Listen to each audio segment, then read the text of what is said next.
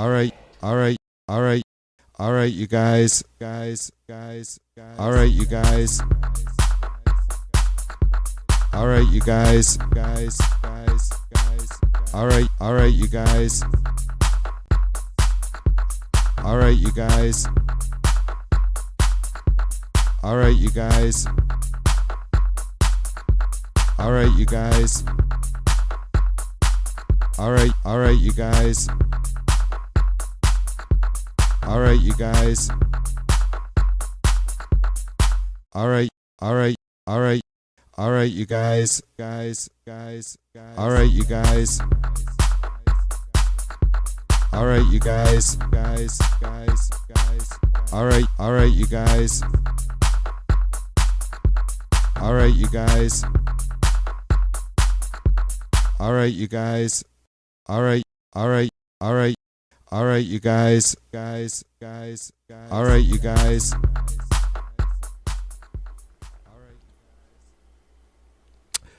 All right, you guys. What's up?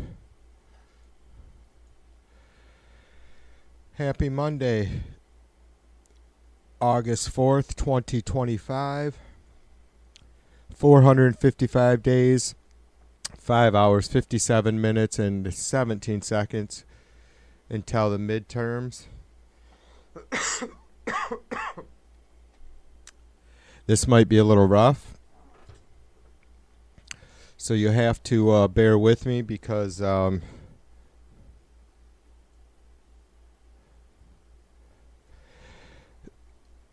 air quality here in West Michigan is complete shit.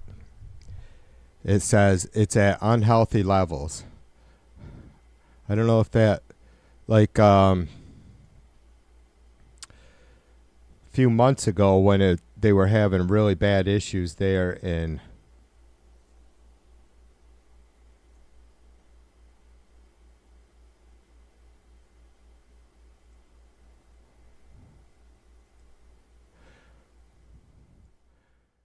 they were having really bad issues there in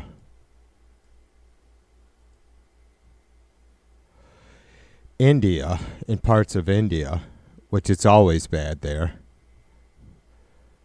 This is 119 for me at the moment, but it was 153 earlier today. So it's chilled a little bit. You can see how bad it is on the east side of the state. Chicago, not so bad. Wisconsin. So yeah, you look at the air quality right now, and Michigan is pretty much the worst. Michigan and Wisconsin here in the States, and West Michigan isn't great. So long story short, I probably sound a little nasally and more so than normal and raspy, and because I have a scratchy throat.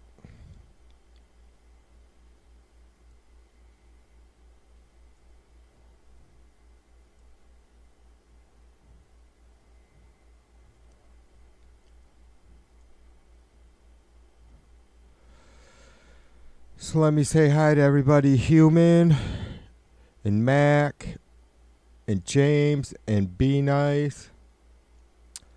What's up, folks? Cheers to you. This is almost the wrong, like, it's just like this Jack Smith investigation launched by the OSC is, well, they you know, it's not categorized as criminal in nature, I guess. I mean, they can't. The Office of Special Counsel is different than special counsel appointed by, like, the DOJ, right? So they don't have subpoena power. They can't file charges. They can't force interviews of potential witnesses, blah, blah, blah. So, but they can make recommendations to the DOJ, which Pam Bondi just has to be fucking absolutely loving her job lately, right? Talk about being put in between a rock and a hard place. I mean, most folks don't choose to be put there, but she did. B just got her daily Social Security education. That's good. Social Security will probably be a myth by the time I'm able to collect.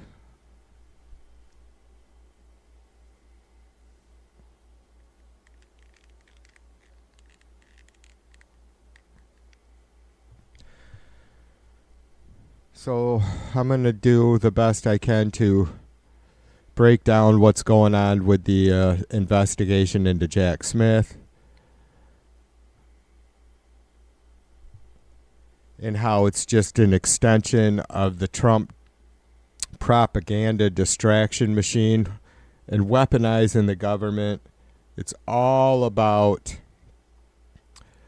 subverting elections for Trump. He has, like, I don't know if I have the skills to actually put something coherent together going back to 2014, 2015, or back as far as you can, getting Trump, getting clips of Trump questioning our election integrity, right? Because it seems to me like it's looking more and more as if he's been a fucking conspiracy kook, way more hardcore, I think, than was ever let out. Like, he's obviously susceptible to, disinformation and bullshit, especially from people he admires, and for what, it just is one kind of snowballs from one thing to another.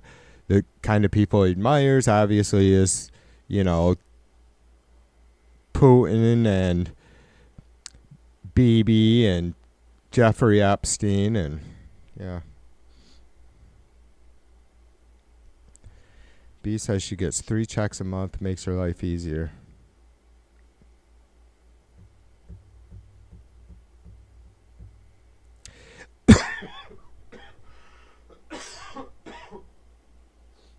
Yeah, James, so did I even get around to that? Because I was going to say, I was trying to say that I'm not so sure that this was the most pertinent topic today with the gerrymandering that's going on in Texas. So I watched a little clip or a little bit of the live presser that Governor Hochul had there in New York today with some of the representatives from Texas. I don't know if there was any state senators there, and I'm terrible about it because I haven't looked into it to understand it all quite enough at all. I can give you guys my quick rundown. James is probably more than willing to help out. So they're redistricting, obviously, in Texas to benefit the Republicans, as it always is. And I don't know the details of where and how that redistricting is being tried to be pushed through. But they need whatever we need, like another handful of representatives. They keep saying 5 more. I'm not sure what that means, because they have us outnumbered pretty much by about 3 or 4 in the House of Reps.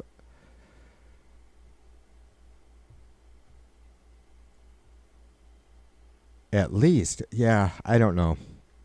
You guys know I stream a lot of those floor sessions and votes. Seems like it's more than that, but somewhere's, I think it is somewhere's around a handful, so 5 of 5 or something. So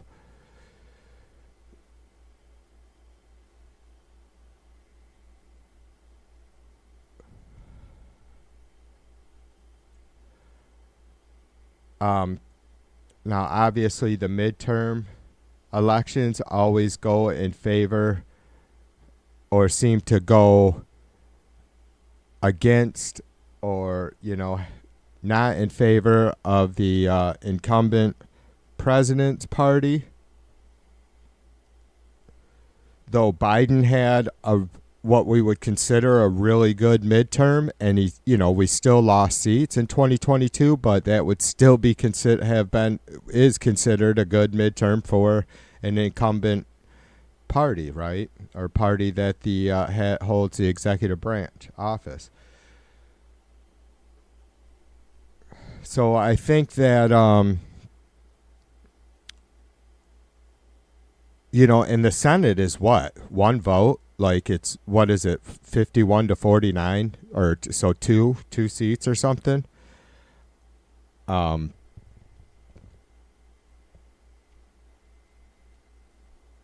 We have a really, it sucks, 455 more days. We have a really good chance. I mean, the history is on our side. But I'll tell you what, I hope everybody is as adamant and, cautiously nervous about, you stress. Guys know what I'm saying. You can't stress out or be fucking losing your mind, but you should be concerned that about us not doing well in the midterms. Not because I don't think we won't.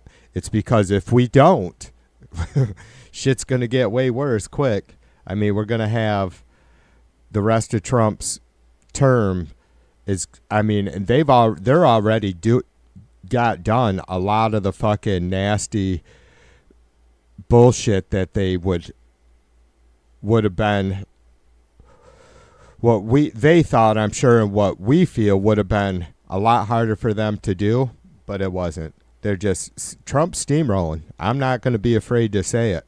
He's fucking steamrolling on the, path towards autocracy. There's just no doubt about it. There's all you have to do is go look at all the freaking foundational institutions that he's dismantling. I mean, it's isolationism, it's fascism, autocracy, authoritarianism, all wrapped up into a big ass bundle of bullshit called the Trump administration.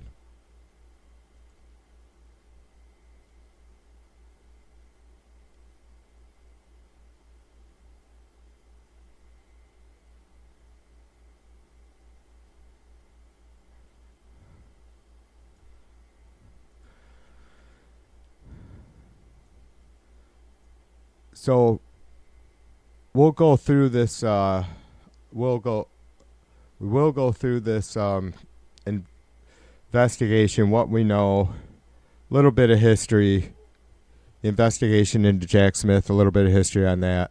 I do have some other news that just came out. That was just released an hour or so ago on the Obama investigation. So we'll definitely read up on that as well.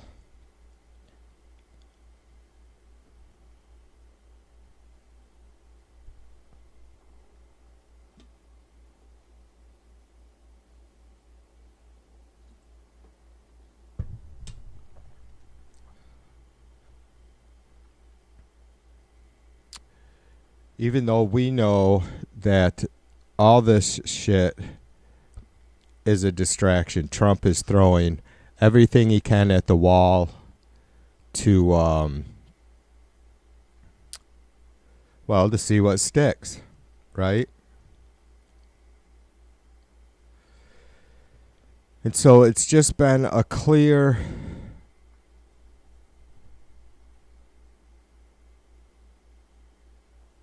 weaponization of the government, the justice system. It's been it's a revenge tour like we've never seen, I don't think. And I mean, shit got nasty, right? At different times in our history with presidents and leaders and whatnot. But this is, you know, Governor Hochul said something today. She's like, what Trump has done to fast track us to an extremely dangerous point in our history with no more good faith politics, she said, cannot be undone. And I agree with that 100%. What Trump has done as far as giving, emboldening folks, you know, the extremists, and that's on the right or left for sure. But Trump's actions have planted the seed in the people's minds that we don't need in this country, right? We don't need extremists, left or right, because that's not. Even if there's some I say, because I'm sure there is some policies that I might agree with on the very far extreme left. That's not what America's about. This is a democracy, and we work toward the betterment of all people in a reasonable, common sense way, right? Because is what certainly I think any of us, I would hope that our social democrats, or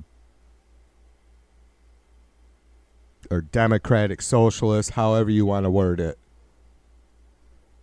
we're well aware of how going too far one way or the other creates an imbalance that can be dangerous. So, Benny, what's up, sister? Cheers to you. Benny. To Benny. Benny. Benny. Benny.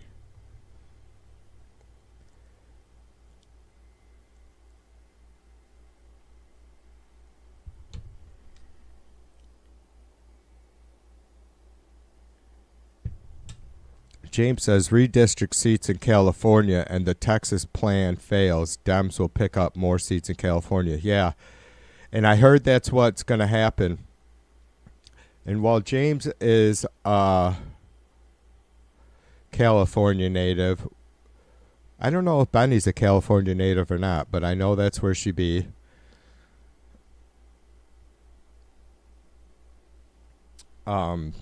You guys would know more about that. Was it 52 districts that Newsom is looking to remap?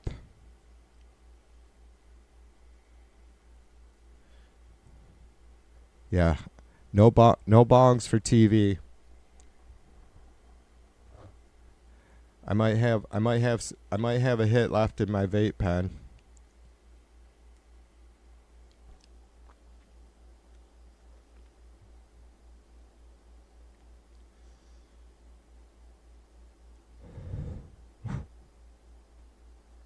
Now I'm going to start going, help, help, help, help. I can't smoke. I can't smoke.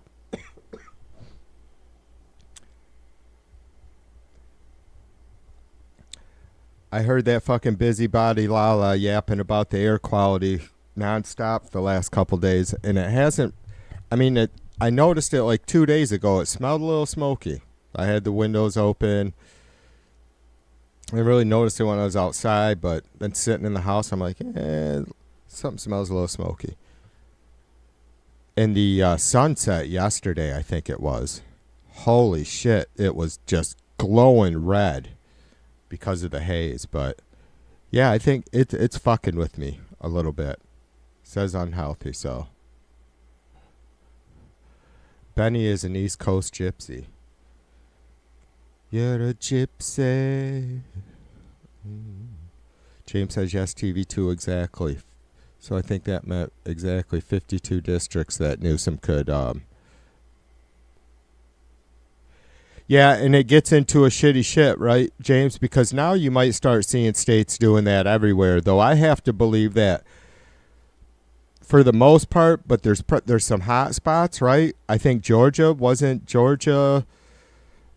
there a lot of fucking uproar about Georgia redistrict doing some gerrymandering a couple years ago anyways. So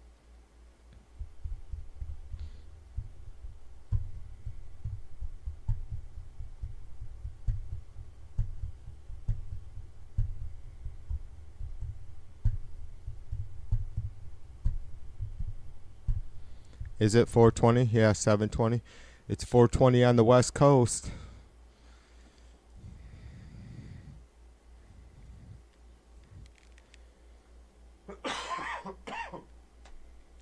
Holy balls.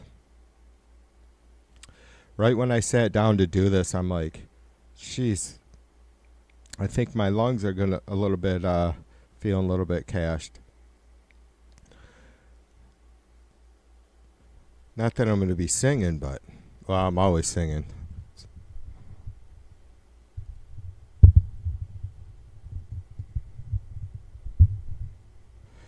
James says Arizona could do the same. That would make it interesting.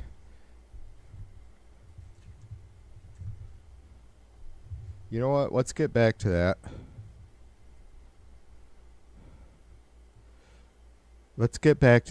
I was going to stick with it a minute and see what I could find out, but maybe it's going to get deep, especially with these Democrat officials from Texas leaving the state. I don't know how to feel about that yet. It's not like I'm like, yeah, that sounds sketchy.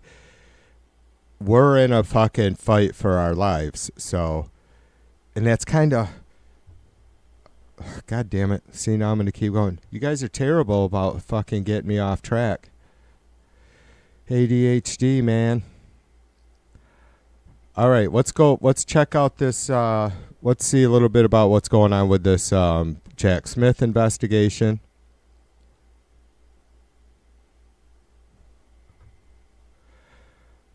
I won't be. You guys are going to disappear for me for a little bit. I won't be able to see you. So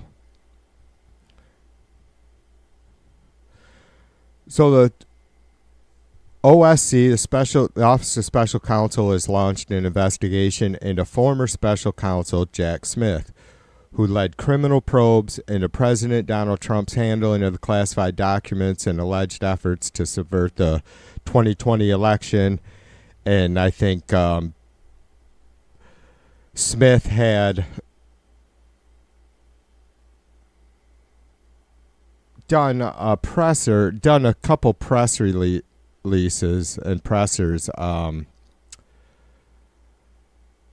just prior to the 2024 election, and that's part of what this is about, I guess, or fully what this is about, the investigation into him. And they are, suggesting or whatever that he may have violated the Hatch Act, but we'll get into that a little bit more. The charges brought and the indictments succeeding recorded the first president to face federal charges in our history. This is the president that was also twice impeached, another first time for President Trump. Though he's not much of a president, he is the president, sadly. So Jack Smith, after a 2-year-long investigation, dropped his case about 2 months after I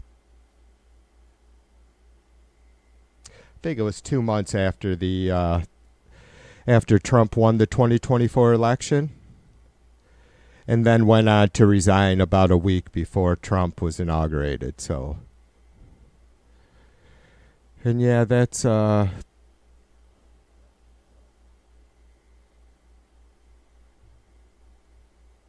obviously, what was he going to do? We seen the New York case, right? The all the felonies that he was actually convicted of. I mean, these cases didn't even get that Smith was bringing didn't even get a chance to go to court, really, right? They were just working out the details of how it would go down, the evidence that could be presented, all that good stuff. So what Smith's really kind of not so much deciding if he was in violation of the Hatch Act or just what Smith was able to bring and present to jurors. So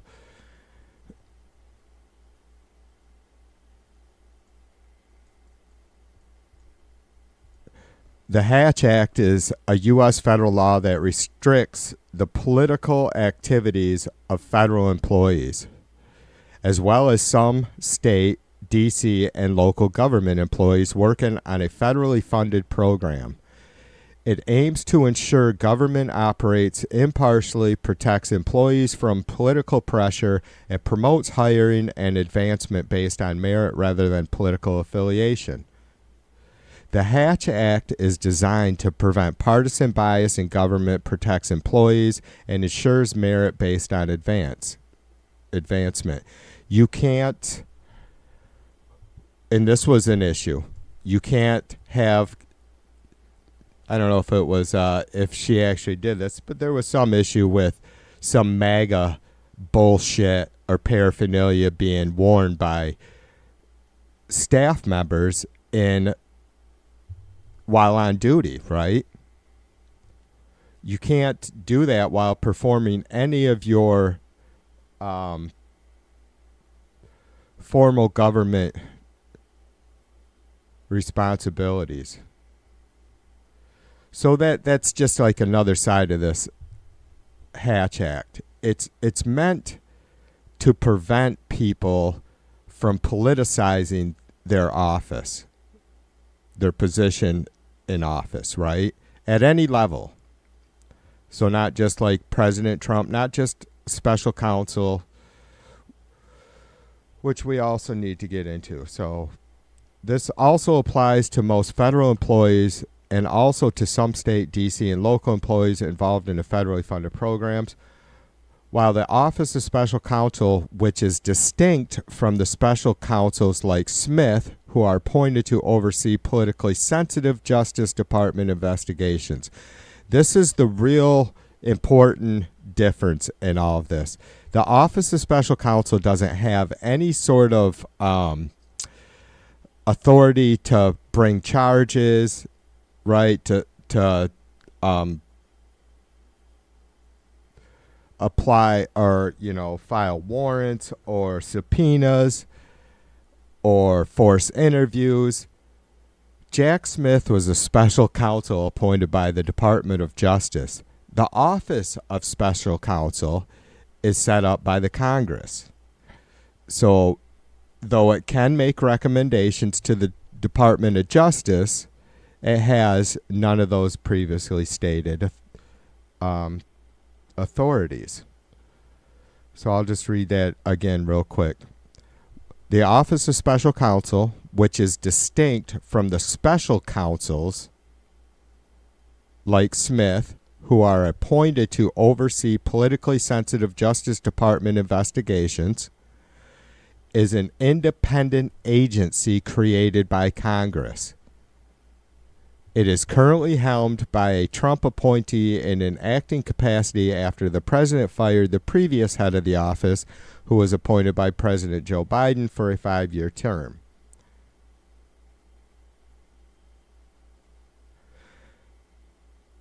The independent agency lacks the authority to bring criminal charges and prosecute individuals who violate the Hatch Act, but it may seek disciplinary action for a federal government employee, such as removal from the civil workforce, or refer its findings of Hatch Act violations to the DOJ for investigation.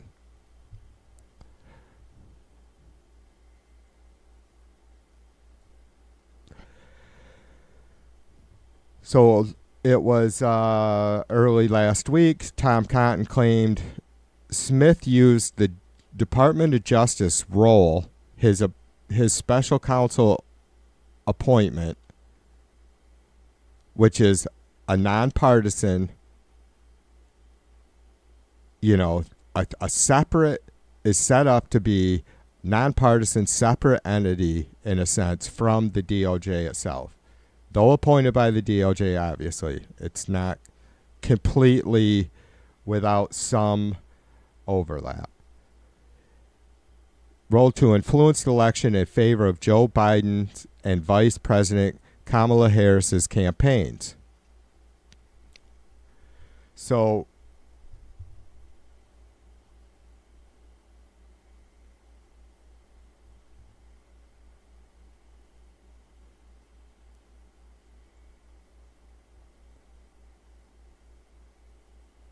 sorry, I lost my spot.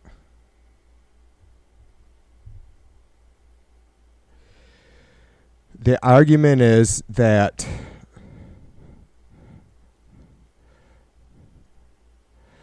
Smith started doing these press releases too close to the election, which Minnesota University law professor has stated that if this investigation hadn't been going on already for 2 years, that might be something that could possibly be considered. But because this was, really, started on January 6th of 2021, and then just ramped up after January 20th of 2021 because of Trump, stealing classified documents that he does not have the right to, the authority to have, right, in his possession. So certainly not without at least going through all the proper steps, which he didn't. And even then, it's many of the documents he had probably would not have been allowed for him to take, or copies of whatever, right? Which is also another case, or another issue with that.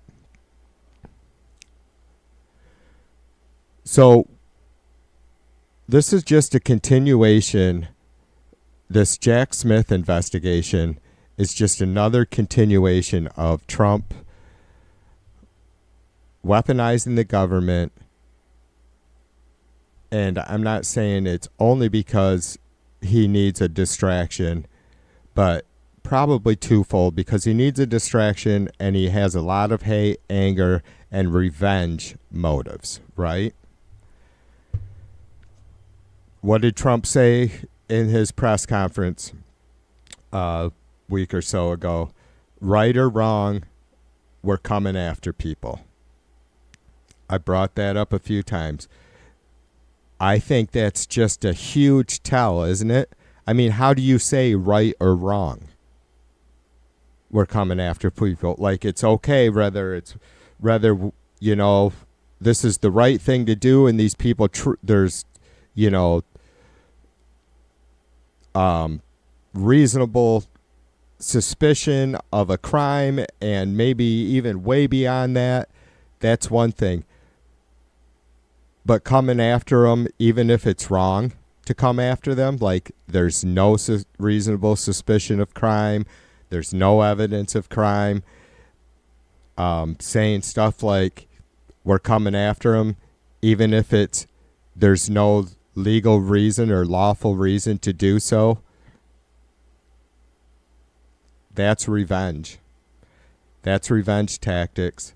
That's weaponizing the government, that's weaponizing the Department of Justice, right? And this isn't the first time. What else did he say, whether it's right or wrong about? Oh, yeah. When you sexually assault women, whether it's right or wrong, they let you do it. Well, what do you mean? If it's wrong, how are they letting you do it? What makes it wrong is when they don't let you do it and you just do it. When you're a star, you can do anything you want. They've been doing it for millions of years, fortunately or unfortunately, right or wrong, fortunately or unfortunately, right or wrong.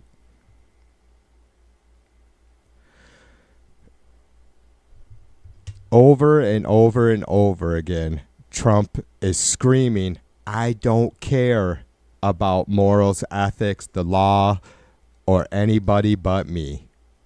You know what I mean? I know you do. And so it's just mind-blowing that is all they do is continue to weaponize the government. All right, I thought I had a picture of Blondie up there. There's one.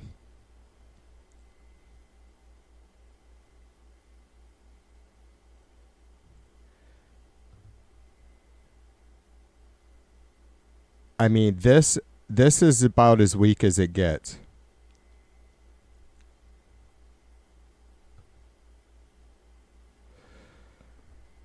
But they are continuing on with the investigation into Trump or into former President Obama. So today, Attorney General Pam Bondi directed federal prosecutors to launch a grand jury investigation into accusations that members of the Obama administration manufactured intelligence about Russia's 2016 election interference. A source familiar with the matter told CNN. Now, I've already done 2 different streams basically on this. One on the Durham report and then one on Gabbard's ODNI press release, which I think was, they don't have any evidence. This isn't a situation where there's evidence that has to be held from the public for the strength of the case that they're bringing, right? Because there's none of that. Their best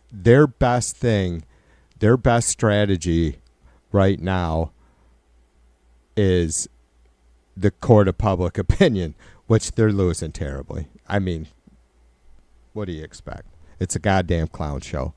So a grand jury would be able to issue subpoenas as part of a criminal investigation into renewed allegations that Democratic officials tried to smear Donald Trump during the 2016 by falsely alleging his campaign was colluding with the Russian government. It could also consider an indictment should the Justice Department decide to pursue a criminal case. But I will tell you this, there has not even been a suggestion or a hint as to what the actual charge would be.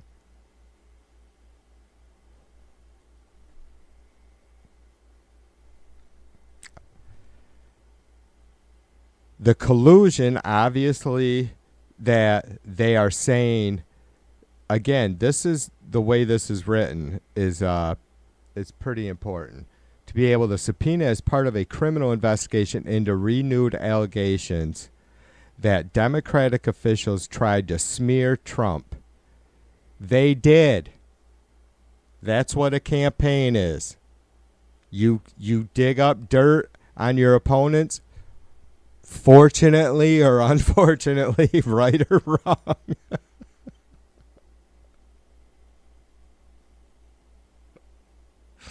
That's what a fucking campaign is. You say this is the bullshit, nasty crap that my opponent. If you want to call that smearing someone, go right ahead. Nobody said that the Trump campaign was working in coordination with Russian intelligence. That was never, ever suggested. Is what was suggested and proven by a Republican-led invest committee chaired by our current Secretary of State, Marco Rubio, is that they found Russia did, in fact, well, they didn't find that they do, but they found that Russia did, in fact, interfere and try to affect our 2016 elections. And I say does because they continue to do so. They did in 2020. They tried in 2024. They will continue to do so. Fortunately or unfortunately, I might get hung up on this. You guys will be sick of hearing it by the time I'm done. Right or wrong, the U.S. tends to stick its nose in elections too. Probably not. I don't know. I haven't done enough looking into it. There's not enough American reporters out there, I guess, looking into just how much we stick our noses in places they don't belong. But anyways, so there's no... I think is what they're trying to do is take that little bit of truth that the Clinton campaign used without a doubt, discussed, approved the plans to use the information that Russia was indeed trying to influence our elections. They were going to hyper magnify that. Who the fuck wouldn't? Why wouldn't you? It was true. They said nothing about suggesting that Trump was in the know with what Russia was doing. Maybe, I mean, he had to know. We knew. Everybody else knew, right? Republican-led committee chaired by Marco Rubio knew. That's all I'm saying. So it's really a pretty failed... I don't know. Pam Bondi's in a tough position. I think Mighty keeps bringing it up. He's like, how the fuck, what is she going to do? She either brings bullshit, trumped up charges on Obama, or she pisses off dear leader, and she probably loses her job. Like, she's in a tough position. Like, Gabbert sending these recommendations over to her. Bondi has to hate her. She's got to be like, what the fuck are you doing, bitch? Why are you fucking doing this to me? Why did you send me this fucking steaming pile of fucking shit and expect me to build a case out of it? Yeah, am I right? So this move follows a referral from Director of National Intelligence Tulsi Gabbard, who declassified documents in July that she alleges undermine the Obama administration's collusion. Alleges. And that's all it is. If you go back and you read that Gabbard presser, it's nothing but fucking, well, could be's, suspicious, probably, or the possibility of. It's not impossible that this could have happened. Just a lot of generalizations. Just a lot of fucking gray bullshit vocabulary casserole. Gabbard requested former President Obama and top officials in his administration for an alleged conspiracy. Soon after Gabbard's referral, Bondi announced that the DOJ was creating a strike force to assess the evidence released by Gabbard and investigate potential next legal steps which might stem from DNI Gabbard's disclosures. The Justice Department declined to comment. Why? I mean, if this is such a fucking hot potato, wouldn't they just be like, hey, I got some shit to show you? I mean, literally shit, but wouldn't they? I mean, why? Are they somehow, because I mean, if there's anything that President Obama has to be concerned about, he's going to have all the time he needs to prepare the case with whatever information that the Justice Department has, whatever evidence they think they have, right? So they would be all over again, their only hope or, game plan is the court of public opinion, but they had like 30% of the country with MAGA, and then they just lost half of those with the Epstein nonsense, right? So like Trump just lost half of his base. So he has like 15% of America in his pocket right now. That's not going to be a winning court of public opinion, right? Those aren't winning numbers. The allegations from Gabbard misrepresent what the intelligence community concluded over Russia's attempt to influence the 2016 election. Yeah, it's really clear. You get fucking spazzes like fucking Sin that are like, it's right there. It's like, oh my God, what is wrong with you people? Why do you have a whole where did you get your, your English dictionary? Because the words aren't defined at all the way the rest of the world defines them. Not for the Trumpers, right? It's just complete fucking madness, you guys.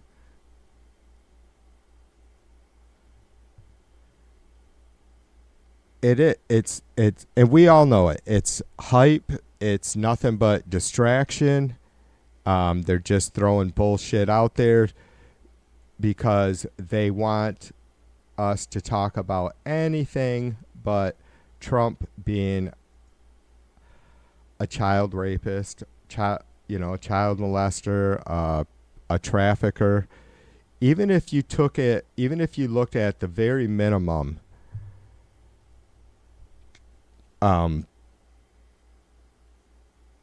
Trump turned his head, right? He admitted that Epstein was stealing his young girls. Not one. He was stealing young girls from them. That's what Trump said. So Epstein didn't have a spa or a golf course or all these other businesses where he needed employees. What was he using them for? How could he be stealing so many girls?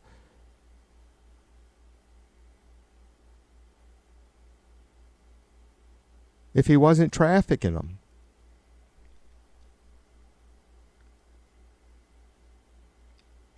And I can't wait to see, hopefully someone will ask Trump that very question.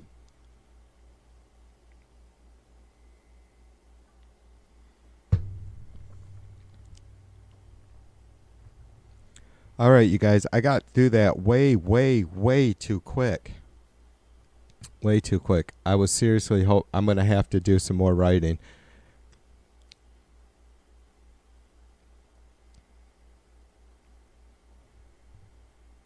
Not this minute, but yeah, I thought I could. It's just, there's no there. So, somebody was giving me shit the other day. It's like, you read two sentences of the Durham report. It's like, no, I read 19 pages the night before. And I was not going to just reread word for word 19 pages on a live stream. That's nobody needs that.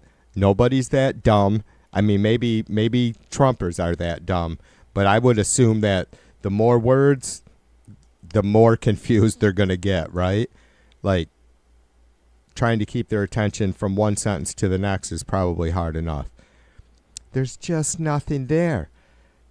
It wasn't 19 pages. It was 29. Well, actually, the original report was 300 pages.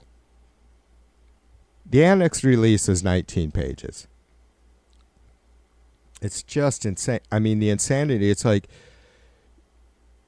when you follow up on this stuff and then you go back and go, yeah, this is what I read. Then they're fucking pissed because you went back and fucking read and are like, not completely fucking fooled by Tulsi Gabbard's fucking generalizations or the fucking Durham report flat out saying exactly what happened. You know, it's strange that they're like, I mean, that's how bad it is. They're literally taking the proof that Russia was involved in influencing our elections, and they're trying to use that against Obama. They're trying to use that to say that it didn't happen. It's like, it's just insane.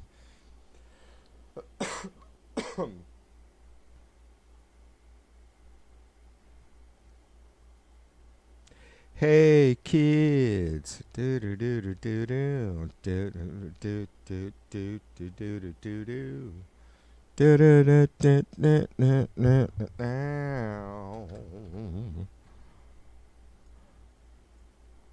We got electric grooves and ball head suits. You know, I read it in a magazine.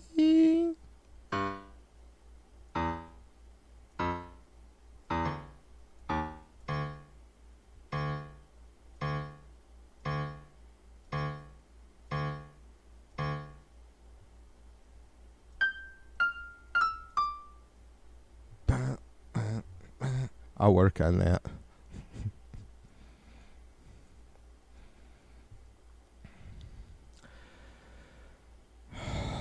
Might have to start collecting wacky sunglasses. So what do you guys think? It's all pretty boring shit, isn't it?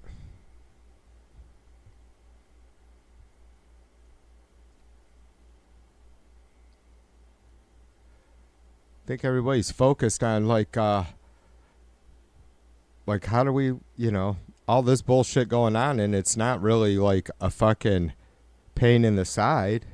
Well, probably for people like Smith and Obama and Clinton and fucking who else? Who else is getting investigated? Merrick Garland being investigated?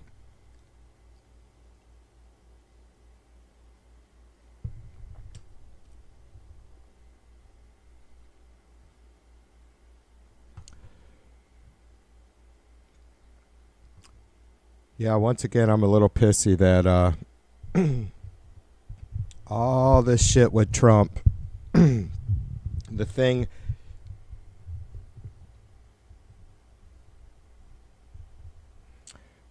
maybe I better hold my tongue on that, but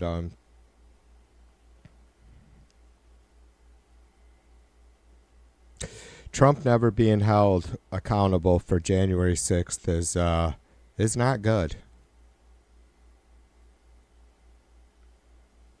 I just don't think it's good. I mean, I still feel like we need some sort of closure. Whether Trump can be criminally prosecuted or not, I feel like the case needs to go for. I don't know how that works exactly, if that's even possible. All these people pardoned, never having to fucking face the responsibility of what they did. However long some of them were, I mean, maybe some of them were in jail for a couple years or whatever.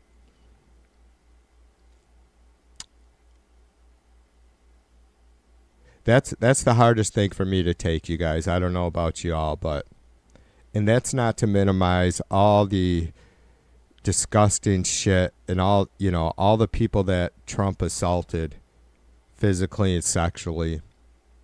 I don't mean to minimize that. It's just, how do we ever protect those folks if we don't have a country? If we don't have law and order and democracy, how do we look out for those folks? If we have a president that can get away with doing that stuff, how do we protect folks in the future?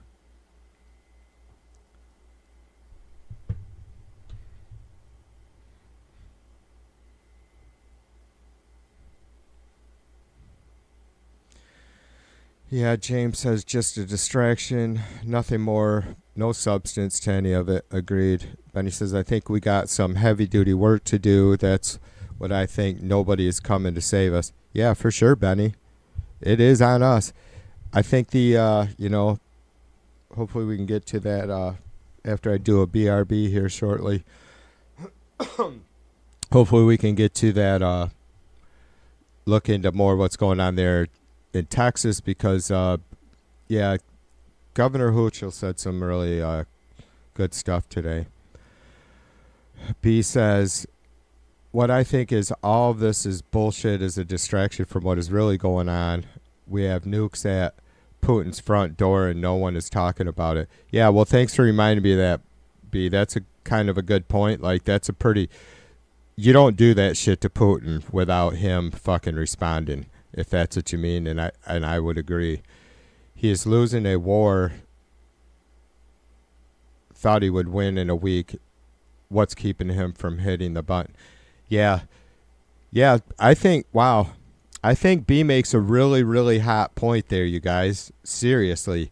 And because of Trump's ego, right? Like, he cannot handle having kissed Putin's ass, having sat on a stage next to Putin, and fucking raised Putin up above not Trump's intelligence, the United States of America's intelligence. That is just such a kick in the fucking balls when he did that, right?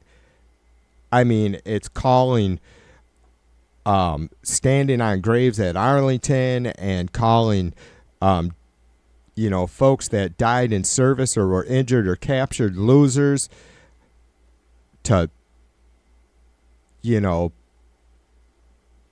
agreeing with Putin over his own fucking the people that are protecting him.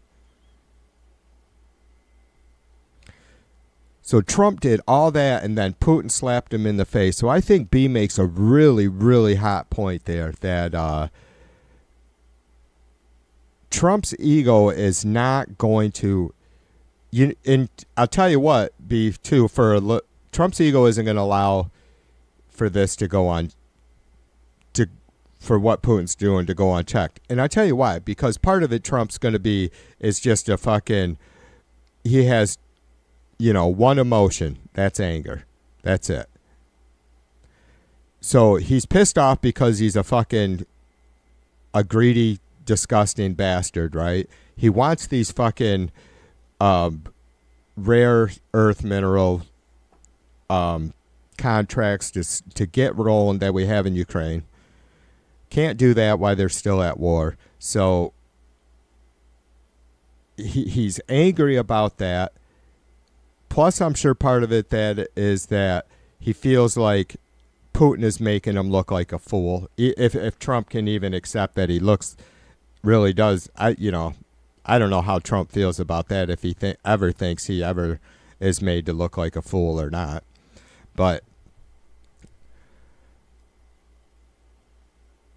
and then, I was going to say that I think for a while I wasn't so sure what kind of backbone Trump had. And you guys seen it, right? Like, he's pretty cowardly. He's a bully. He screams and stomps his feet and pumps up his fucking chest, but rarely does he ever fucking do anything substantial or make any sort of bold move. But I'll tell you what, the bombing of Iran, I think, changed things. And so, yeah, it's I guess I agree with B that it's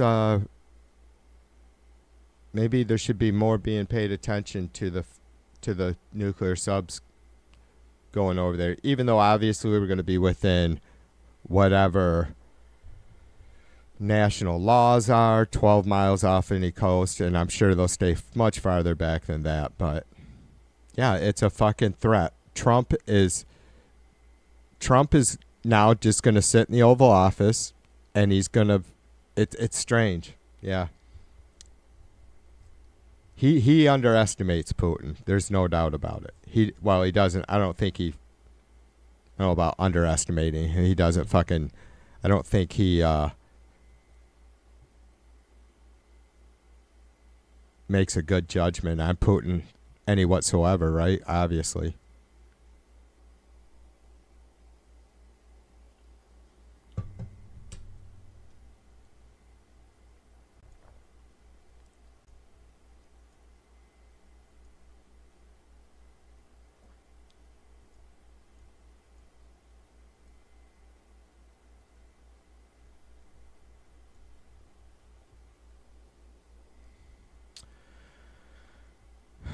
Steph, what's up? Cheers to you.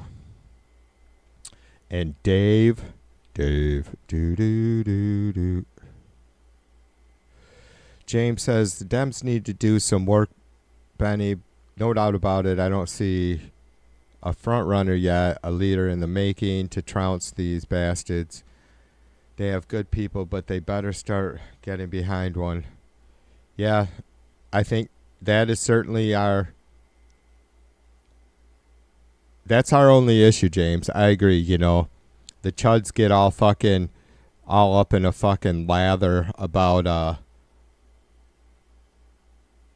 the Democrat Party not having a leader. It's like we have all kinds. We have, for one, Hakeem Jeffries, but we have all kinds of great potential candidates. Our only issue is choosing one.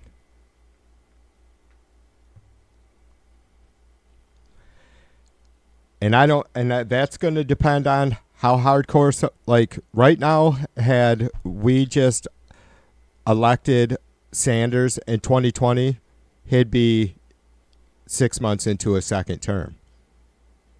The world would be a different place. I don't know if anybody could have seen exactly how much of a difference that, I think a lot of folks had supported Bernie. Obviously, there was a lot of folks that supported Biden and or HRC. But I think our only question is how far to the left is the party willing to try to move the platform, because that's what needs to happen. And I mean, we need to get back. If the Democrat Party is the left party, they need to get back to on the left. And, I just said a little while ago that I am not, extremists on either side are the fucking nemesis, right? But that doesn't mean that we haven't really become, or the mainstream liberals have become too big.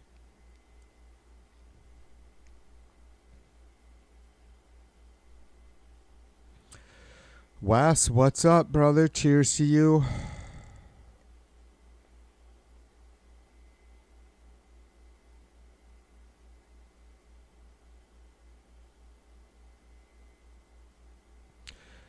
Peter in the house. Cheers to you, brother.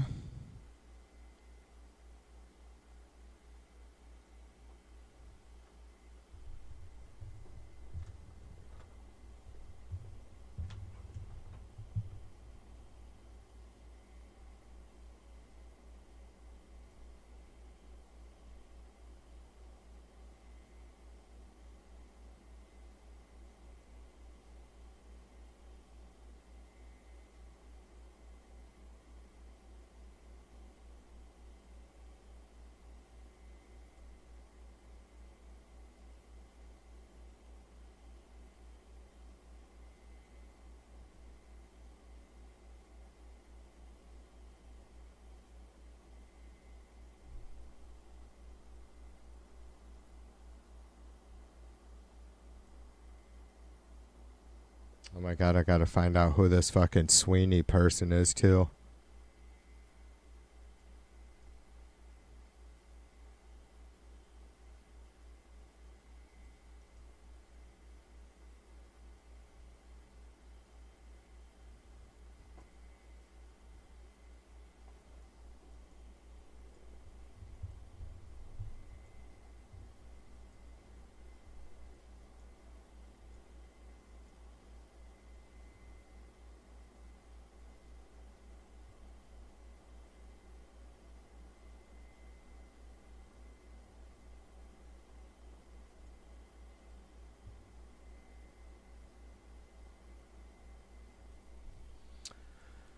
All right. I was just getting set up to, we'll check out that. I'm going to do a BRB real quick. Just give me a couple minutes. to refill my cup. I appreciate you guys hanging out. As always, of course. Get back, I'll check out that, see what's going on with the redistricting. Fucking bullshit. Fascist fucking play there in Texas, right? And how it's getting pretty intense. So, and what maybe some other states like California are looking to do to counter Greg Abbott's. Jesus Christ, what a fucking mess, man. What a fucking mess Texas is. Right? There's no way they're going to continue to be able to withstand this sort of nonsense without it starting to affect huge amounts of their population, right? And I don't mean just like how they're gerrymandering the districts in favor of Republicans, but just like maybe some Republicans, period, are going to be like, fuck this shit. Maybe more Democrats are going to be like, it's not worth it anymore. You know, because I understand Austin and there's some cities and places that are fucking great places to live in Texas, you know? Like, very liberal, like, not all fucking guns and hand grenades, I guess, like sometimes I portray Texas to be. Ow! All right, you guys hang tight. I'll be right back. A slackety dack dack.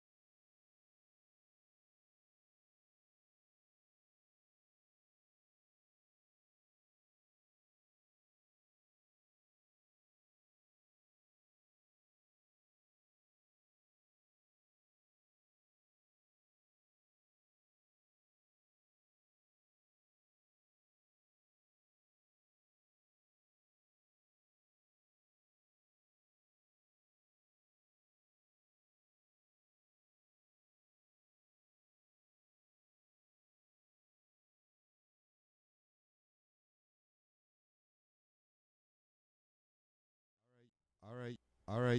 All right, you guys. All right, you guys. All right, you guys. All right, you guys. All right, you guys. All right, you guys.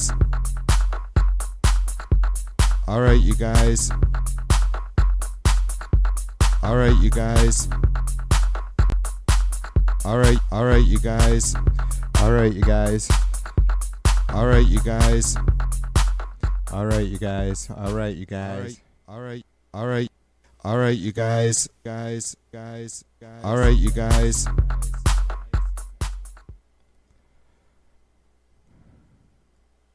All right, you guys. I'm back.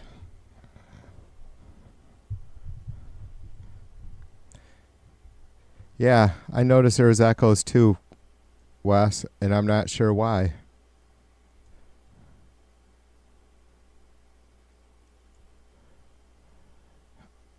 I feel you, brother. I heard them too. Or I seen it. I didn't hear it. But there was,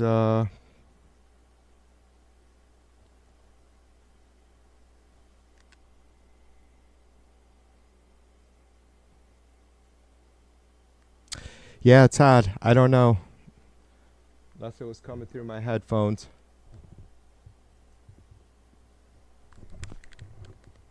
Guys. All right, you guys. All right, you guys. Yeah, I don't know. Strange. TV always has audio problems. That's part of the fun. You never know what you're gonna hear, eh?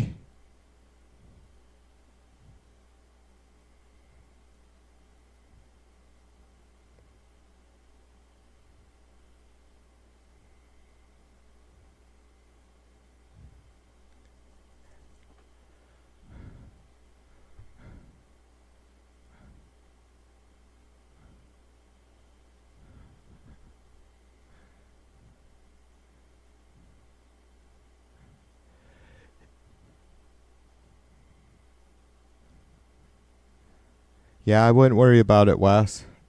People, that's the great thing about YouTube. Everybody gets to customize their own chat experience. I don't know if the chuds love you or not.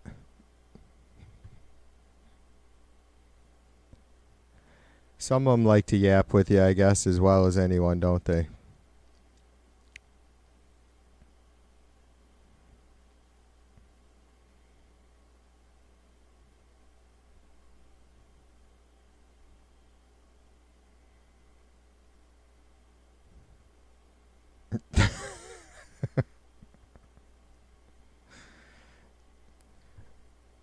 Is Dave getting annoyed by his own comments?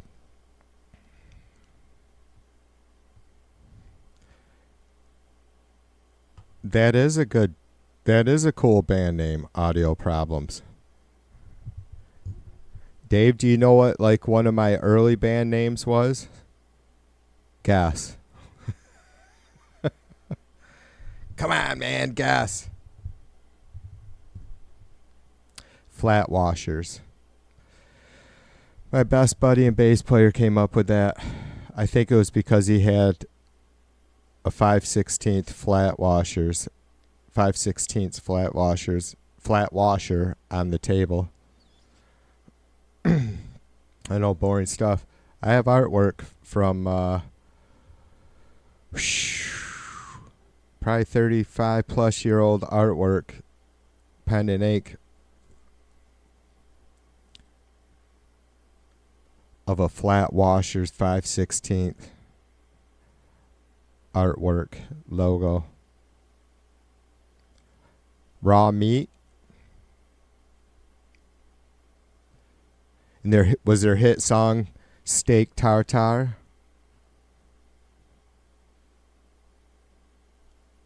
Macaroni, what's up with you, brother? Max says his cough is not... Why don't I see Darlene? Oh, there she is. Darlene, what's up? Cheers to you. You'd think that bright green would stand out.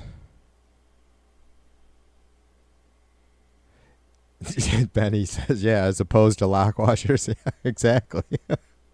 Exactly, flat washers. Benny, if you only knew. Oh, my God.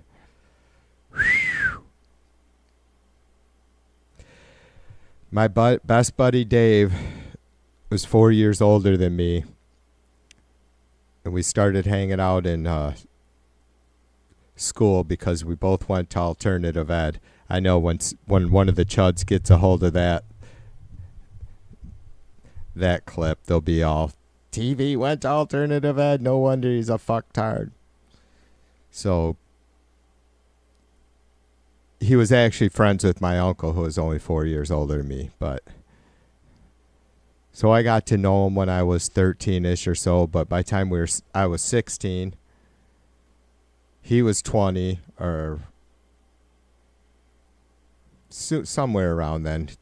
He was able to, maybe he was like, 4.5 years older than me. I don't know. He was able to buy. That was it, man. It was on. He lived in our hometown there on the beach of Lake Michigan and had a farm not far from where I am now. Man, the two of us would just get fucking loaded and drive around in the trails, then end up back at his house in Grand Haven in town and just fucking pound out all kinds of stupid fucking music. Good times. Sorry, I just went on a nostalgia trip. You can blame Benny for that.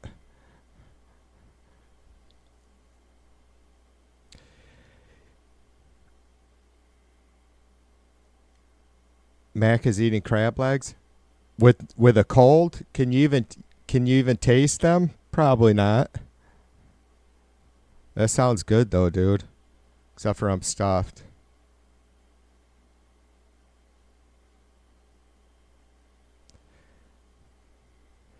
Yeah, I was hacking at the beginning of this, Mac. The air quality is complete fucking shit here in Michigan.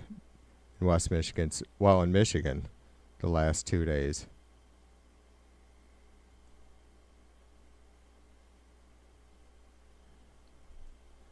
Yeah, 120.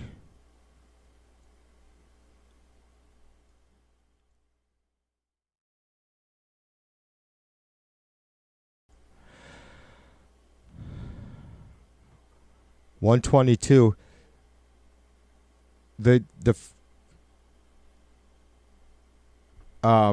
Anyway, a couple months ago, like AP, Associated Press was, and maybe even Reuters were doing live, just like a live cam set up at like this bridge intersection in New Delhi.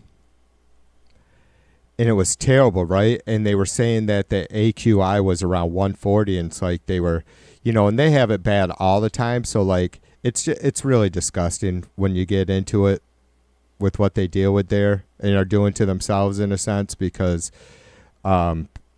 it's just trash in their lungs from the time they're born. I mean, it's that bad. Like, so it was 140, and that was high enough where, these news agencies were hanging out for a few days reporting on just how bad it was. Well, fuck, we were 153 earlier today. And I don't understand exactly how that AQI index works, that air quality index, with the numbers, right? But obviously the higher it is, the worse it is.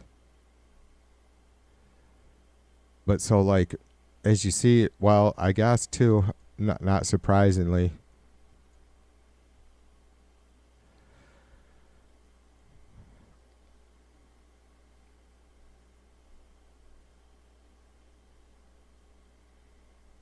yeah, 140.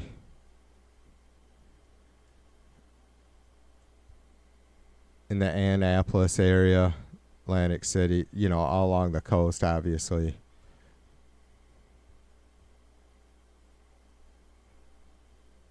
Pretty bad. So I wanted to look at this redistricting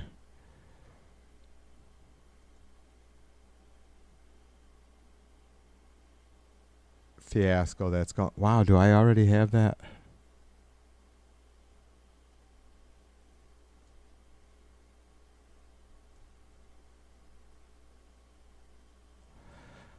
All right, I guess that's going to be as big as it gets for you guys. Otherwise, I think it's going to go wacky if I. Yeah.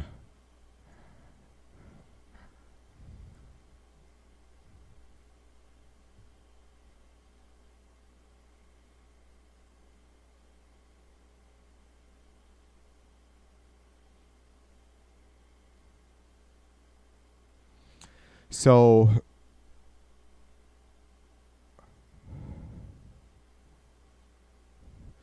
reporters from all over from Austin, Boston, Chicago, Washington, bringing the latest from a redistricting standoff in Texas after Democrats fled the state to deny Republicans a quorum to move forward with legislation. Then our team in Washington, this is a terrible article I picked, I apologize, digs into the fallout from President Donald Trump's dismissal of the head of the Bureau of Labor Statistics. The redistricting clash escalates in Texas after Democrats scatter, denying State House a quorum. The Texas State House briefly reconvened this afternoon amid a nationally watched clash over the GOP majority's plan to redraw the state's congressional lines, with Republican lawmakers voting to approve civil arrest warrants targeting dozens of Democrats who fled the state, blocking Republicans from proceeding with the plan. The bulk of the 50-plus Democrats who left the state are in Illinois, where they've been welcomed by Democrat Governor J.B. Pritzker. Others are in Boston and in Albany, New York, where Democrat Governor Kathy Hochul, in response to Texas, is pushing for a change in law to allow redistricting in future years.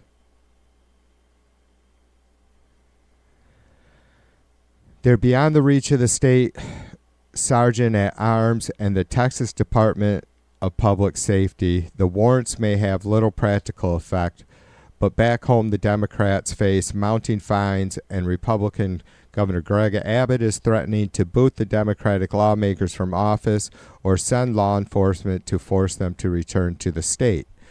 Now, there are a couple things that mentioned that the warrants are basically hold no water because they're state warrants. So there's, they have no authority. Those warrants are not applicable in any other states but Texas. So they are also, it didn't mention there, but they are supposedly incurring about a $500 a day fine. And I'm not sure exactly how that works, like what determines what the mechanism is for those fines to be legitimately applied. Is it, because is there some sort of law that says, that because we've dealt with this sort of thing before, obviously you have to have a certain number of representatives present to even hold a quorum. So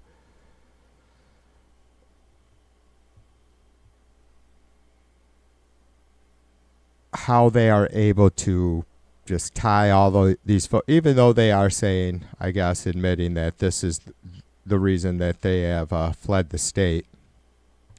Because House business requires a quorum, 51 out of the state's 62 Democratic House members can be, by remaining out of state, prevent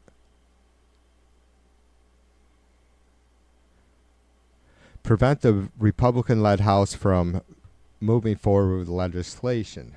The absence deprived the House of its quorum, a reality confirmed quickly after legislators gavelled in this afternoon. Republican Speaker Dustin Burrows admonished the dozens of Democrats who fled the state as having abandoned their post and turned their back on the constituents they swore to represent. Well, that's a bunch of bullshit. They're protecting their constituents. It's the same. It's just fucking madness. I don't even know who this fucking idiot stick is, but abandoning their posts and turning their backs on their constituents that they swore to represent. Should I go down the list of ways that Trump abandoned Americans?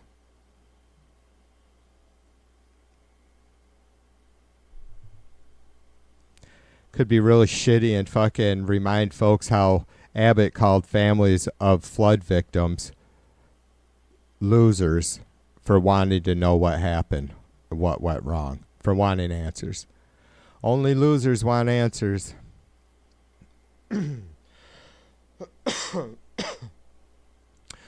Excuse me. Sorry, it's going to be... I do got water.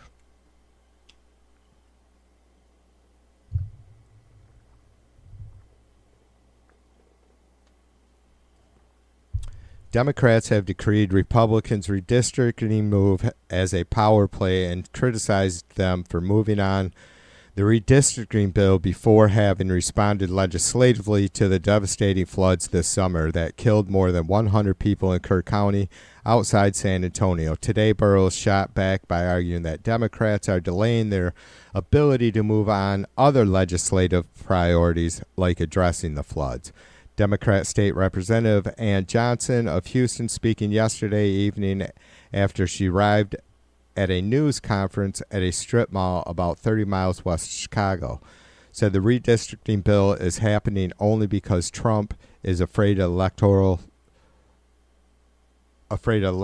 in November. So he's claiming that he's paranoid about the outcome of the midterms, which he should be. There's no stopping what's going to happen in the midterms. And yeah. I was wrong and said it seemed just completely bonkers that Trump was going to beat Harris in 2024, right? But he did. I was completely wrong. It still seems completely bonkers that, and the nation's seeing it now, but it's just you guys know I've never considered myself the most informed, educated, brightest fella out there, not by any means, but for fuck's sake, if I can see it, how could so many of these supposed, well-educated business managers, CEOs, and if fuck the chuds. That's the 15% that Trump has left after he lost half his base with the Epstein. Even though, I guess with that, I'm somehow including Rogan and folks like that, the manosphere, as the educated 15% of the fucking Trump base or Americans, right? It's just fucking crazy. So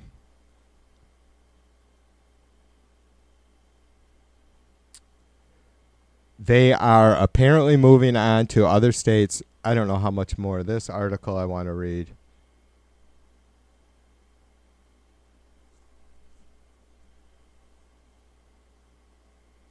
Yeah, this is about Trump firing the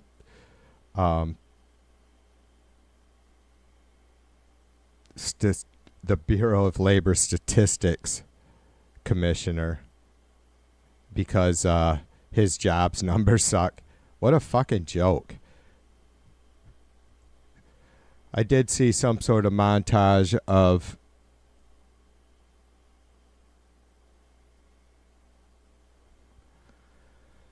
Trump crying for years and years about the labor number. When they're good for the Dems, he says they're fucking phony. When they're bad for him, he says they're fucking phony.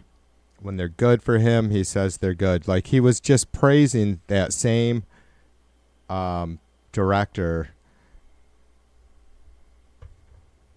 or commissioner, sorry, a few months ago when he had semi-decent jobs numbers, right? Whatever it was, 175,000 jobs added at what, like in March or some shit. I don't know. It's not even that great. Nobody's complaining about it, but it's not that great. His jobs numbers have been hovering around 100,000 for these first 6 months. I mean, his average is probably way below that, but that's where it's been.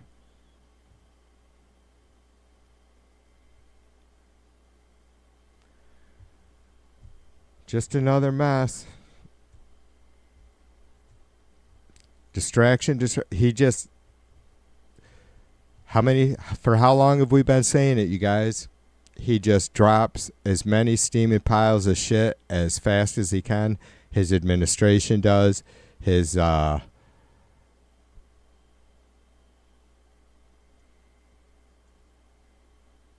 PR people do. His fucking cult just drop shit.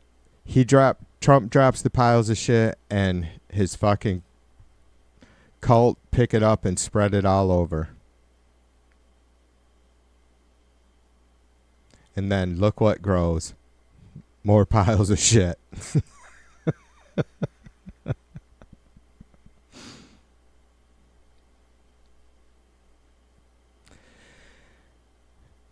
A Golf Twiddler in the house. What's up, brother?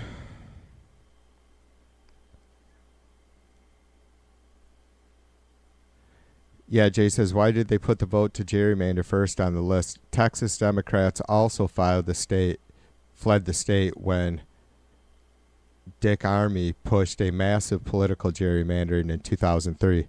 Thanks, brother. See, I didn't know. I was wondering about that, like when the last time that had been an issue, whether it was in Texas or elsewhere.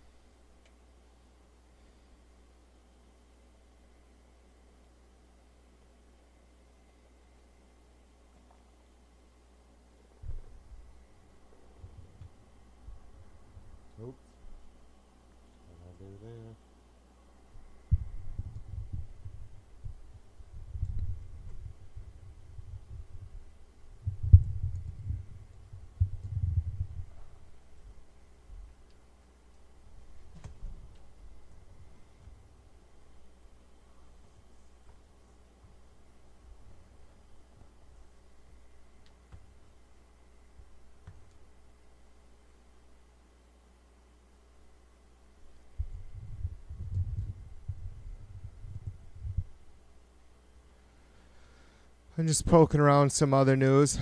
It looks like the Dow, I don't know, the Dow made up 585 points today. Still down 650 points over the last 5 days.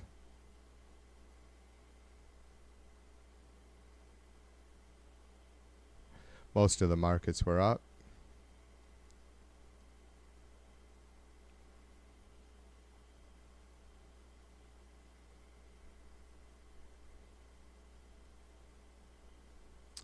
Yeah, there's weird stuff going on. I wonder, like I seen that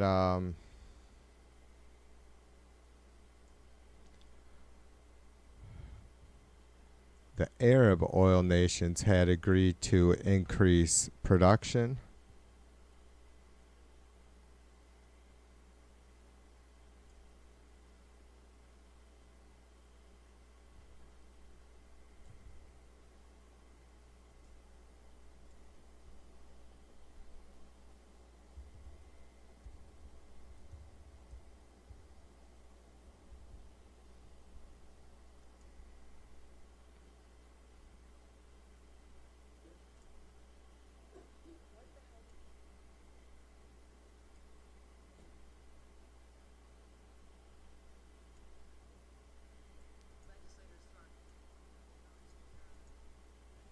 All right, I'm going to share this with you guys because it's pretty good, and this will just be a much quicker way to get a little bit better sense. So this was only...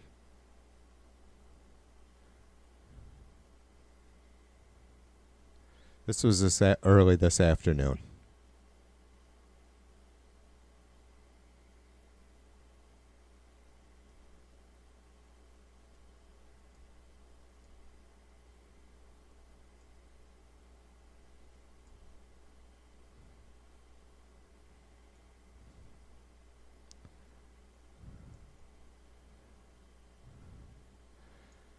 And I will get my dumb ass out of the way.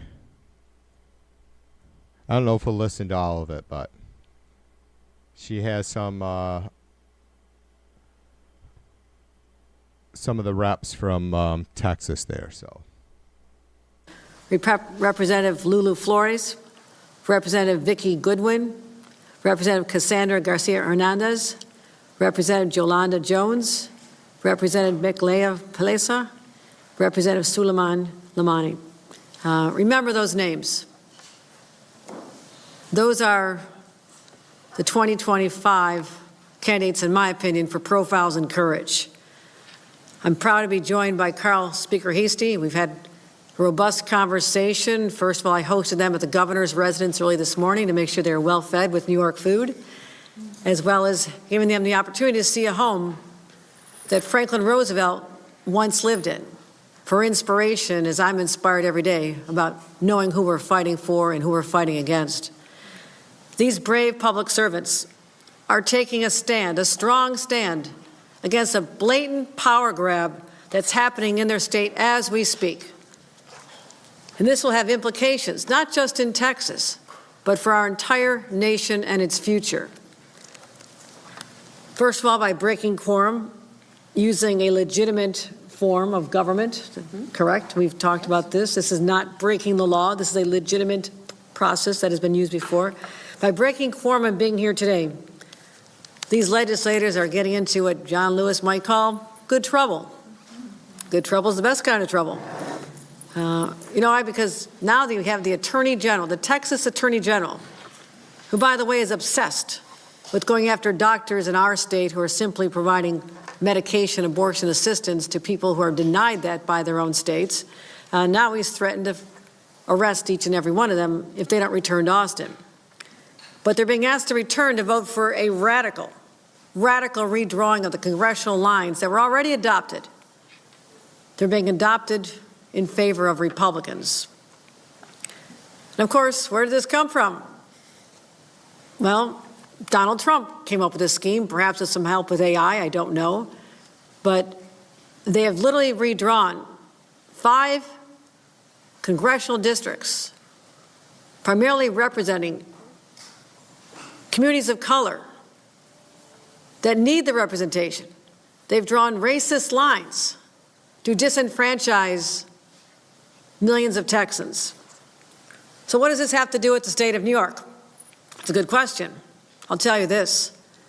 The last 6 months, Donald Trump and his cowardly Republican enablers have pursued an agenda that has destroyed all we hold dear in this country.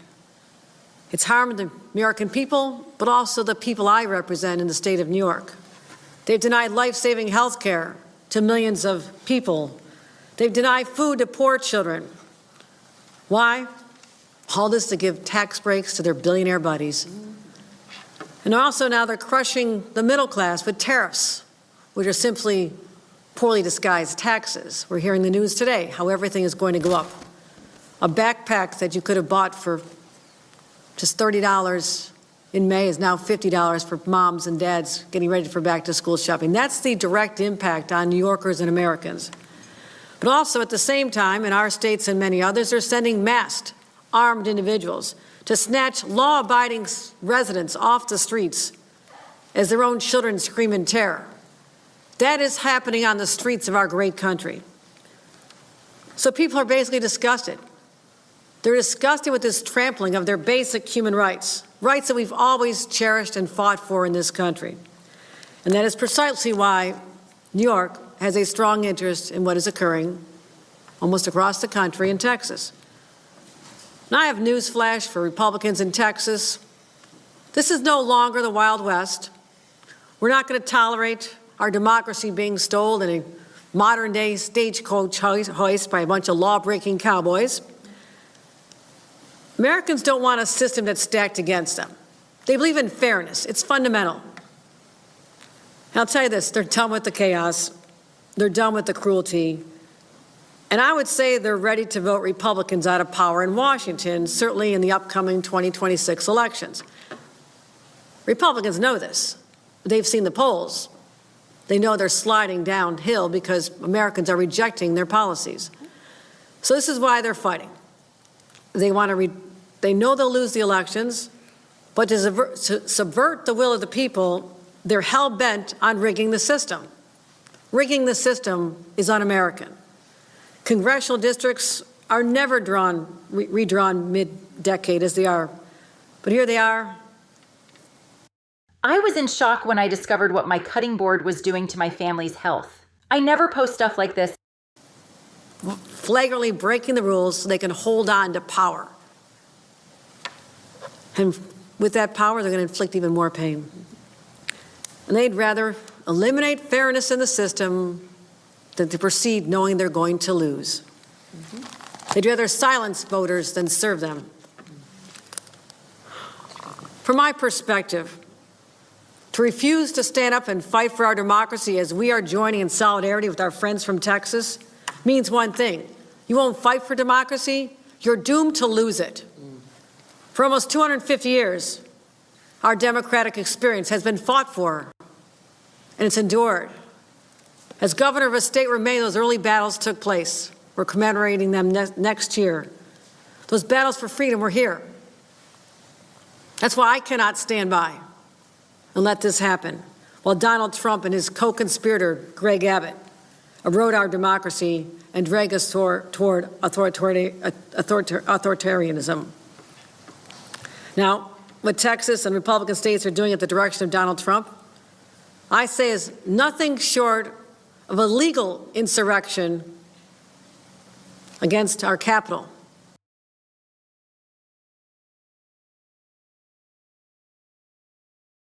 I have to expand on what she's just said there. She said a legal insurrection. That's autocracy. That's kleptocracy. That's how dictators come into power a huge majority of the time is through a legally set up system of governing, right? Quite often some form of democratic system, however limited or expansive. That's how it happens. So what she just described there, a legal insurrection done through, you know, obviously there's a lot of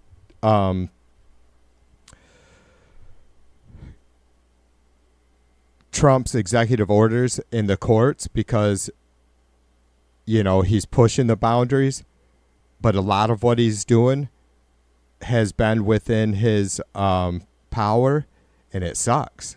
It's clearly something that needs to change. Like we discussed this the other day, and normally we would have, if our country, our government was functioning properly, we would have that balance, right? I think I talked about this the other night. We would have that balance of three branches of government, with the Congress being this much, just having this much more power if you look at it through them being the ones who legislate the laws that the president has to adhere to, right? But they lost their back. The Congress, Republican-led Congress, has conceded their powers. So what she says there is, I think, is really important, and I'm not sure if she realizes, but that's exactly what she described as an autocracy, a kleptocracy, someone coming, you know, building up to or heading towards a dictatorship by manipulating and taking advantage of our good faith governance. Legal meaning they're using the legal process does not mean it's legal, and it must be stopped. If Republicans are willing to rewrite these rules to give themselves an advantage, then they're leaving us no choice. We must do the same. There's a phrase, you have to fight fire with fire. That is a true statement. And that's something that, again, I always bring up our brother Bill. I think Bill has seriously been the first person, any talking heads, any officials, anybody, any of y'all that we chat together seem to be the most adamant about we have to stop fucking around and go fucking just tooth and nail, in the gutter, out of the gutter, wherever, hit high, hit low, just hit. And that's what she's saying, and it's good to hear folks finally thinking that way. How we're feeling right now. And as I've said, another overused but applicable phrase, all's fair in love and war. That's why I'm exploring with our leaders every option to redraw our state congressional lines as soon as possible. Our state legislative leaders, Carol Heastie, Majority Leader Andre Stewart-Cousins, they're on board, as are their members. We're already working on a legislative process, reviewing our legal strategies, and we'll do everything in our power to stop this brazen assault.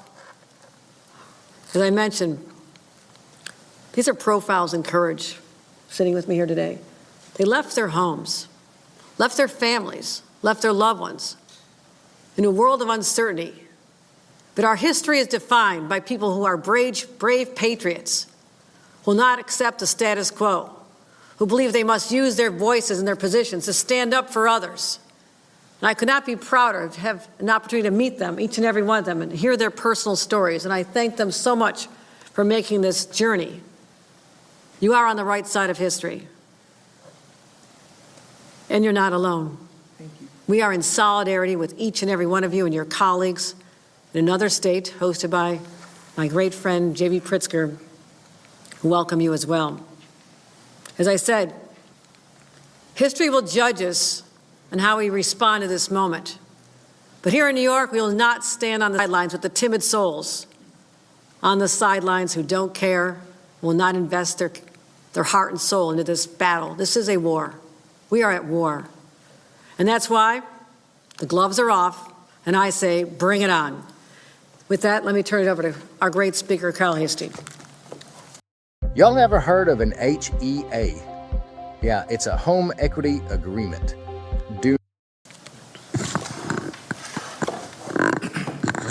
Sorry thank you, about Governor. Thank you to our great colleagues from the great state of Texas.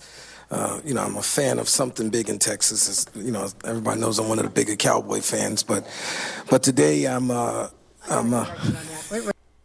Everything's big in Texas except the gene pool. We're not going to go there. You cannot say that sitting next to me. I'm a Bills fan as long as they don't play against the Cowboys. But we're here for a serious moment in time, and all things are connected. Democrats and some of the editorial boards of some of the very newspapers who are here keep telling us to play fair. And it's very difficult to say play fair when your opponents are playing dirty and using every tool in their tool shed, toolbox to kind of undermine democracy. Since this guy has been sworn in, there's no respect for the Constitution, there's no respect for people, and this, what's happening in Texas is just another prime example. And what we're proposing, that maybe what we bring before the voters in 2027, hope not to have to use it, but sometimes the best way to get a bully to stop being a bully is to remind them that they could also be bullied. So perhaps the Republican members of Congress here in New York could say to their Republican colleagues in Texas, hey, slow down on this because this can also affect us. We'd like the world to play fair. Democracy should be fair. But what we're learning, and again, we're only, God help us, 8 months into this horror movie of this presidency administration is that big disgusting bill that they're trying to fool people that thinks is good. It's just nothing more but just another giveaway to the richest of the rich in this country. And so they're trying to fool us by saying, well, we're going to go on with gerrymander and take out Democrats, and you'll hear from my good colleague Representative Jones will tell you the members of Congress that are under attack and who they're looking to get rid of. It's just unfair. It's sickening. Like I said, it's really like being in a bad movie of just a hostile takeover of what is supposed to be the greatest country in this world. So sad that we have to be here. But I say to all of you, all of the press here, your editorial boards, keep asking us to be fair and play fair. And I think that's the wrong thing to ask us to do. So with that, I'm going to turn over to my colleague, the leader of the Democrats in the Texas House, Representative Plessa. Thank you, Governor, and thank you, Mr. Speaker. My name is Mihaela Plessa, and I proudly serve as the Vice Chair of the House Democratic Caucus and the constituents of House District 70 in Collin County. I just want to thank you for standing with us today and for your leadership. Your continued support reminds us that the fight to protect democracy is not confined to one state. The fight is for all 50, and I'm proud to stand with you. I'm joined here by my colleagues at the Texas House Democratic Caucus, public servants who came to this work not to chase power, but to protect people. I'm proud to stand beside them in this moment of national urgency. But before we get into the redistricting crisis in Texas, I want to acknowledge something else that we share in common that connects us, and that's the recent flooding that happened in both of our states. New York just experienced flooding. They put people over policies, and they declared a state of emergency. In Texas, today marks the 1-month anniversary where over 130 people died, the majority of them being children. An incident that our governor has still failed to attend any funerals for the victims. People are rebuilding their lives. Their homes have been destroyed. They're burying their children. Some of them only have the snuffies that their children were clinging on to for support. Did you guys know that there's a nonprofit that's been started in our state that's trying to help parents find those stuffed animals because it's the last thing their children had? Today on the House floor, House Republicans did not want to put flood relief, disaster relief. They didn't want to do anything for the people of Texas. They're bending the knee to President Donald Trump. The first bill put on the calendar today was a redistricting bill, an attempt to steal power. This cannot be allowed to stand. The playing field has changed, not just for Democrats, but all Americans, and it's time to meet them on the new field. Governor Abbott formed a select committee on redistricting. That committee held 9 meetings. We also had a committee on flood relief. That committee only held 2 meetings. That shows you what our governor is focused on, what House Republicans are focused on. It's not the people of Texas. It's the people in power and how to keep that power. I remember when Trump called Georgia. He called the Secretary of State. He told them, I need to just find 11,780 votes. What did Georgia say? No. Well, Donald Trump called our governor, and he said, I just need a small change. I just need you to send me 5 congressional members. And what did our governor say? Sure. Give me a minute. Coming right up. We were sent to the Capitol to serve the people, not political parties. While Texas are waiting for relief, Republican leaders are redrawing maps to silence voters, hijack our democracy. And this doesn't stop with Texas. If Trump and Abbott secede, it will, give them 5 seats. But then, where else do they go? Ohio?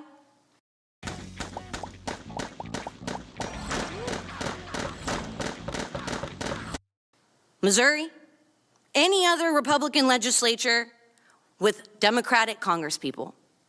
They're on the chopping block too. Is that fair? Is that just? The fight isn't just about lines on a map. It's about lives on the line. That's why we're here. That's why we're fighting. It's about democracy. It affects every single American. We need Democrats across the country, in state houses, in Congresses, in communities, to say loud and clear, this is not who we are. And this is not what we will accept. This is a rallying cry. This isn't just about the people who voted for us. It's about every American who believes that the power belongs to the people, not one man, not a king. And I will not allow this one man to rewrite the rules of our democracy behind closed doors. This is about representation, about fairness, and about the integrity of our elections. We are not here to resist. We are here to fight. And we are asking for your help in this fight.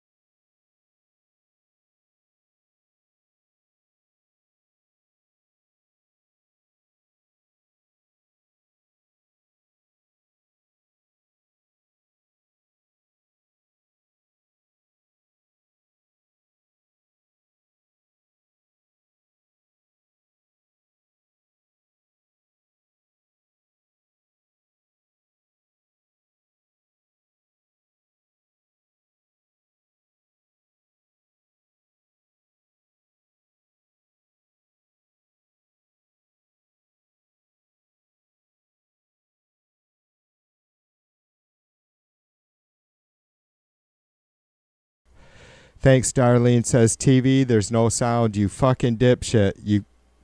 You can type that next time, Darlene. You tag me too so I see the orange.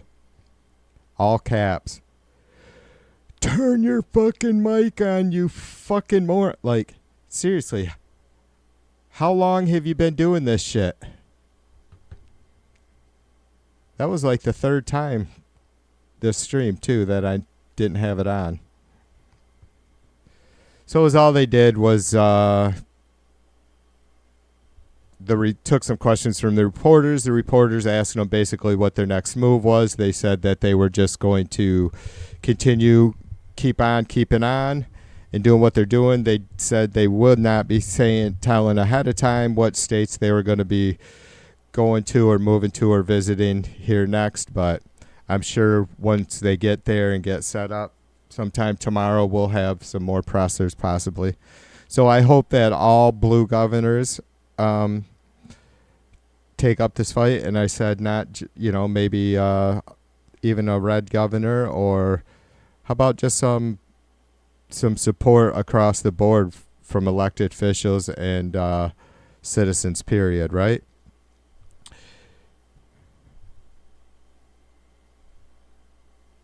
Yeah. Steph says, is this the silence is gold moment? Yes. Always appreciate when I turn my mic off, Steph, because it won't be long. And I'll have it back on. That's right. Always appreciate the silence.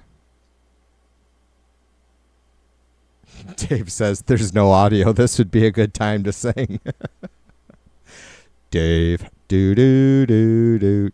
Do do do do do Dave do do do do.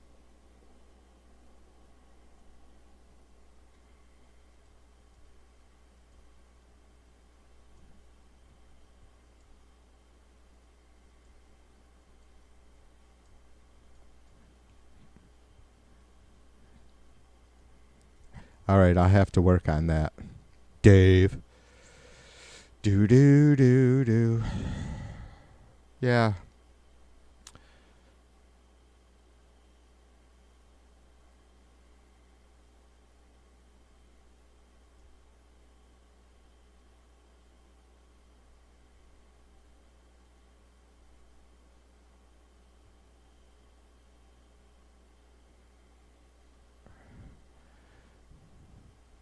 Here we go, you guys. This is pretty interesting.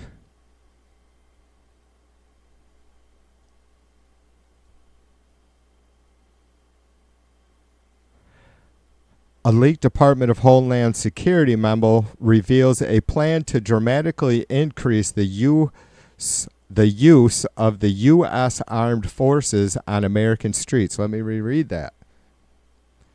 There we have that fucking crazy-ass bitch, Kristi Noem. A leaked Department Secretary, whatever, beauty contest. A leaked Department of Homeland Security memo reveals a plan to dramatically increase the use of U.S. armed forces on American streets in domestic law enforcement roles, especially in immigration, for years. The memo provides a glimpse into the thinking of top officials as they seek to involve the Defense Department more deeply in these domestic operations. And it has unnerved experts who believe it pretends a frightening escalation. Jesus, it's about time for me to be done. The memo is also alarming because it speaks to the intent to use the military within the United States at a level not seen since Japanese internment camps. And as you guys all know, or most of you know, that in World War II, after Pearl Harbor, we created all kinds of fucking concentration camps for Japanese American citizens.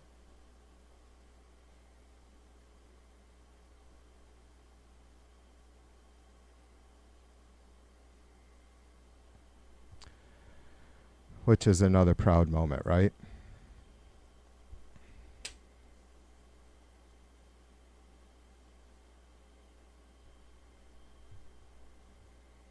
I know, Dave.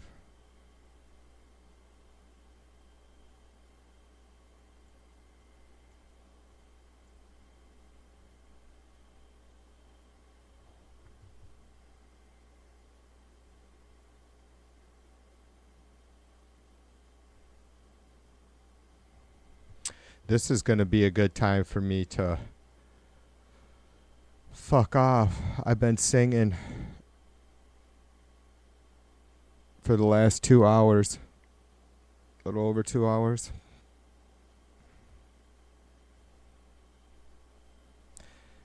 Dave says it's like Trump's America is on some weird drug.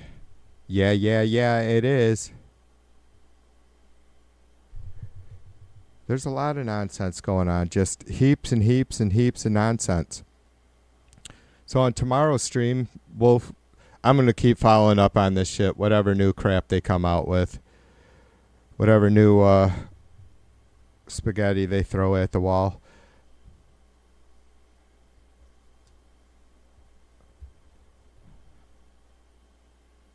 And also, for sure, thanks to B for reminding me again about the nuclear subs over there hanging out by Russia.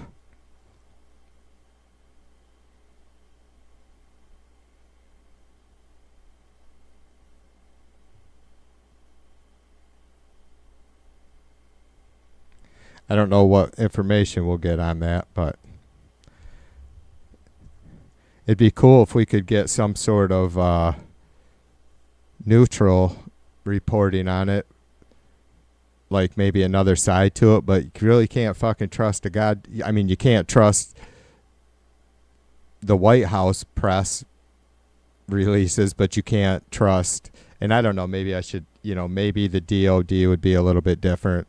Might hear something better out of them. I have no idea, but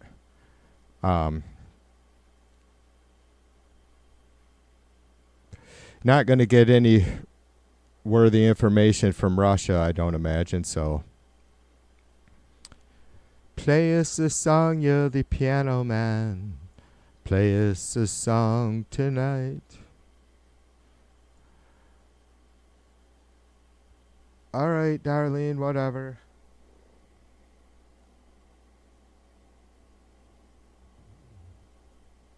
Yeah, Twist My Arm. I haven't heard it in a while. I haven't been doing much music. I have enjoyed the new Wet Leg album over the weekend. I spent a whole night just being in a nostalgia trip because they're so cool, man. What it'd be to be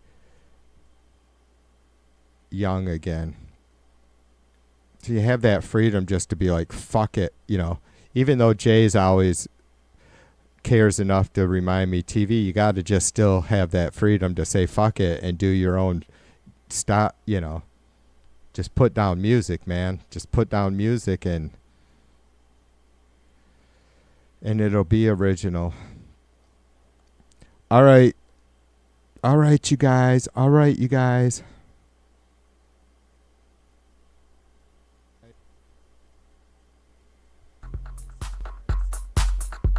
All right, you guys. I appreciate you all hanging out. I do. I'll see you again soon. For sure. Be paying attention. Got to vote locally. Be paying attention what's going on in your area, of course. Stay tuned. Stay in tune. Stay tuned. And for Darlene, we'll play a little bit of... She Said with Mr. Macaroni on bass, because you guys haven't heard this song enough. I know I haven't. I'll see you guys all soon, all right? TV2, ow, like a motherfucker.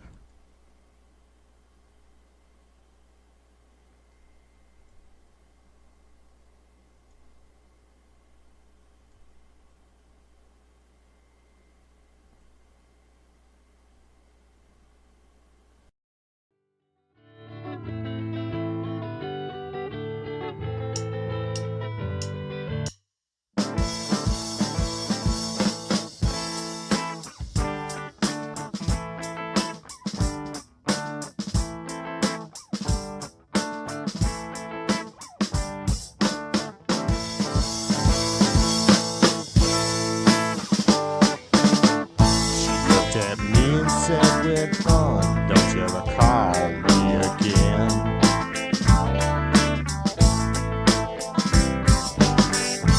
Here's my number just in case, 'cause you know we'll always be friends. And I found what I was looking for all of this time.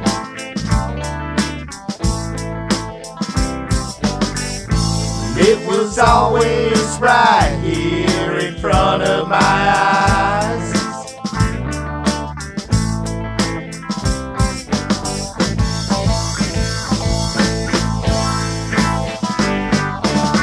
She said I finally found it. She said I finally found it. She said I finally found what I was looking for, what I was looking for. She said I finally found it. She said I finally found it. She said I finally found what I was looking for, what I was looking for.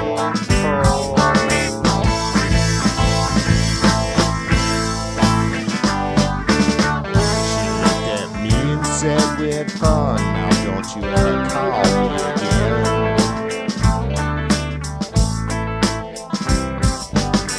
I'll be around just in case, 'cause you know we'll always be friends.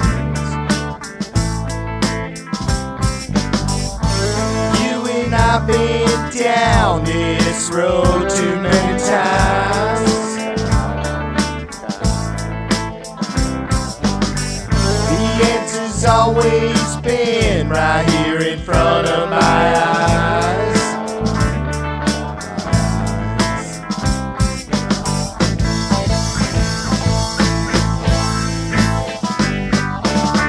She said I finally found it.